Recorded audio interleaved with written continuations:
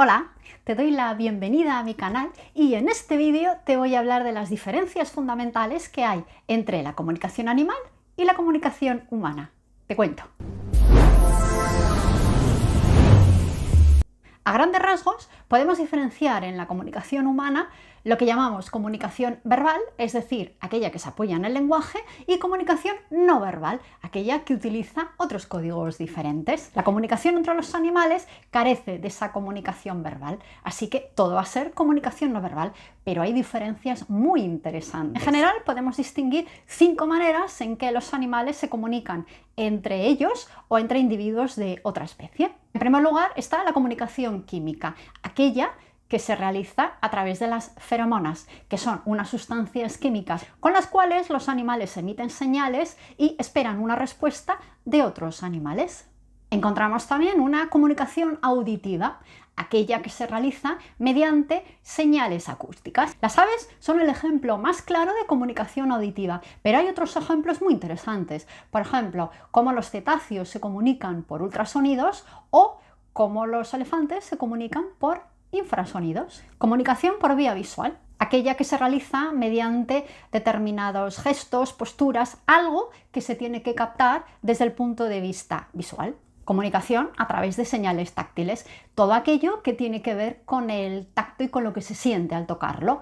Este sería uno de los códigos que a lo mejor a las personas nos cuesta más y nos resulta un poco más complejo entender todos los matices que se pueden recibir a través de esos códigos táctiles. La electrocomunicación, algo que utilizan mucho los peces. En este tipo de comunicación, cada individuo emite una señal que tiene que ver con cambios eléctricos que otro individuo va recogiendo a modo de ecolocalizador. Y cada uno de ellos interpreta la frecuencia, la forma de la onda y el retraso cuando recoge esa señal.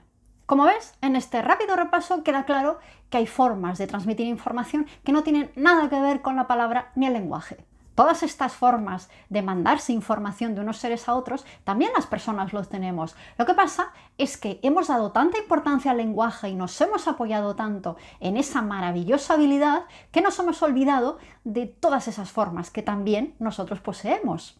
Para mí, la diferencia fundamental entre la forma de comunicación de los animales y las personas es que los animales comunican lo que es, lo que está pasando, la realidad. Y los seres humanos, con esa herramienta que es el lenguaje, hemos aprendido a comunicar cosas que no tienen nada que ver con la realidad. Para entender esto, te voy a explicar cómo es la estructura básica del lenguaje que desarrollamos las personas. En esta imagen queda muy claro y muy gráfico.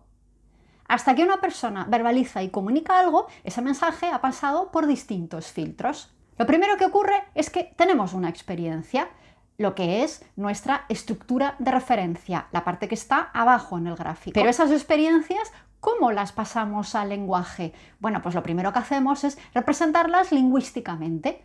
Así se convierten en la estructura profunda del lenguaje. Por ejemplo, si voy a describir una acción, pues necesito un verbo, es decir, la parte profunda de la gramática. Pero luego, cada idioma expresa eso de una forma diferente. Por ejemplo, en un idioma se pondrá el verbo en un lugar, en otro se pondrá en otro, y así aparecen las diferencias.